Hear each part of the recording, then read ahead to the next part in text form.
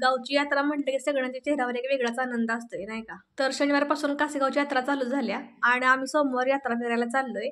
शनिवार रविवार यात्रा फिरायला काय गेलो नाही तुम्हाला पुढे व्हिडिओमध्ये कळणारच आहे. यात्रा फिरायला जायच्या आधी म्हटलं देवाचं दर्शन घ्यायचं आणि मग यात्रा फिरायला जायचं. आम्ही देवाचं दर्शन घेतलं आणि घरी न येता डायरेक्ट यात्रेत फिरायला गेलो. आता यात्रा चालू होऊन 2 दिवस झालं होतं, त्यामुळे यात्रेत काय गर्दी नव्हती. आज शनिवारी पाऊस भरपूर पडला होता, त्यामुळे यात्रा फिरायला काय जाणं झालं नाही आम्हाला. आणि रविवारी आम्ही विट्याला गेलतो, त्यामुळे यात्रा फिरायला नाही गेलो. यात्रेत जास्त काय पाळणं आलं नव्हतं, सगळं बारक्या पोरांचं खेळायचं होतं. आणि अभिज्ञा बघा गाडी दिसली लगी पळत गेली तिकडे, आम्हाला विचारलं नाही काय नाही आणि जाऊन बसली होती गाडीवर.